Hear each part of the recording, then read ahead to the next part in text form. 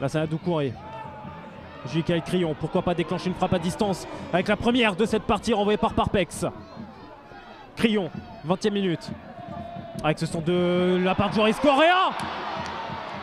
Pas de position de hors-jeu pour la Sana Doucouré. Sur tout le temps des regrets avec un tel face-à-face perdu. Pas beaucoup de réussite. La réussite par contre pour Correa avec ce ballon dévié sur la passe de Guillaume Marie. Sortie réussite de Zaccarelli une fois. Terreo deuxième fois. Par bribes, ce match tend à s'enflammer. 23e minute. Retour d'Assana et pourtant le ballon est transmis à Mehdi Guezoui. La charge était parfaite de la part de Coulon et derrière la Sana Doucouré. Repris par Zaccarelli. Corner concédé et Zaccarelli il va se relever quand même assez vite. Corner numéro 4. Crillon cette fois-ci. C'est rentrant. Du monde s'écroule dans la surface. Sauf un garçon qui s'appelle Mehdi Guezoui. Il était attendu pour faire basculer ce genre de match. Il le fait à nouveau après son but face à Cholet. 1-0 à la 28e minute.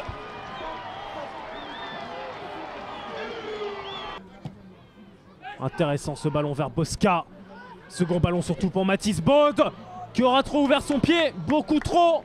Mais position similaire au but qu'il avait d'ailleurs inscrit un petit peu plus tôt cette saison face à un QRM. Ce garçon est aussi très dangereux lorsqu'il est bien servi dans une surface.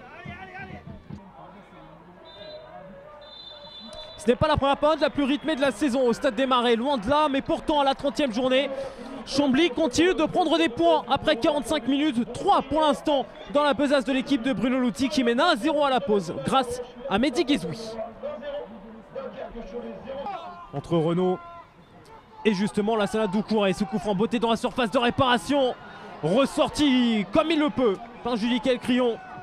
Bosca avec la frappe en pivot de Mathis Baude, l'envolée de Simon Pont-de-Mai. Privé de la première position du top 1 la semaine dernière, il va peut-être l'avoir cette fois-ci. Deuxième corner d'ailleurs de la rencontre. Bien botté premier poteau. Pont-de-Mai qui manque sa sortie. Rare pour être signalé. Et un événement rare est suivi d'un autre événement rare. Deuxième but encaissé lors de la phase retour à domicile par Chambly. Et Marianne qui se remet dans le coup, qui se remet dans le match grâce à Alessandro Sagua.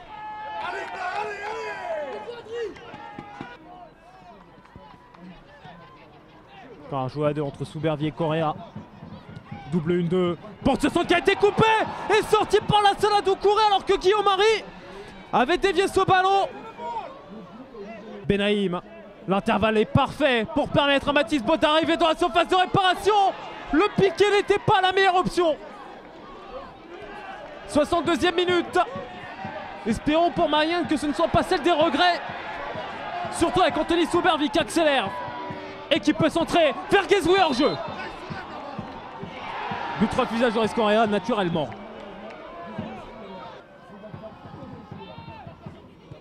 C'est bien joué ça de la part de Guillaume Marie avec ce centre en retrait de la Sana Doucouré. Guezoui sans réussite cette fois-ci. Pas encore de réaction non plus en termes de changement du côté camblisien. Non, pour l'instant on a toujours Othman Adoun et Diaronké Fofana. C'est John Poplar qui les avait rejoints tout à l'heure. Ils n'ont pas fait de vanille, il est revenu sur son banc. Bosca. L'appui axial sur Coulon, le retrait, Benaïm à distance. Frappe hors cadre, 70e minute. Pour le moment, statu quo dans le haut du tableau. Et Benaïm avec ce ballon piqué très intéressant pour Bosca. Balle de 2-1 qui sera un penalty. L'intervention régulière de Thibaut Jacques. Le seul penalty inscrit cette saison était extérieur pour Marianne. Le deuxième le sera aussi grâce à Adila Sana. Le coup énorme des Mariannais est en marche à Chambly. 79e minute, 2-1. Soubervier. Tête manquée de Coulon, Crillon. Dadoun. Là c'est Doucouré. Dadoun du gauche. Hors cadre. 83e minute. Réaction camblisienne. Le temps presse pour Chambly.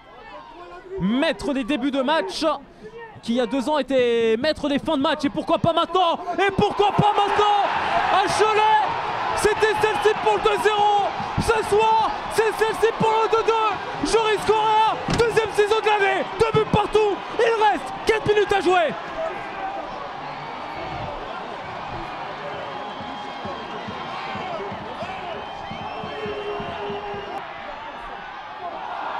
Repris sans faute par Akep Daoud. Et on repart vers l'avant. Benaïm qui n'est pas hors jeu. On retrait avec Kwakba. La frappe du gauche en volée. Largement au-dessus du but de Simon Pondemé. 90e minute. Et le pied droit de Correa pour frapper. Point de pénalty. Déviation hors cadre. Lassana Doucouré. 90e plus 2.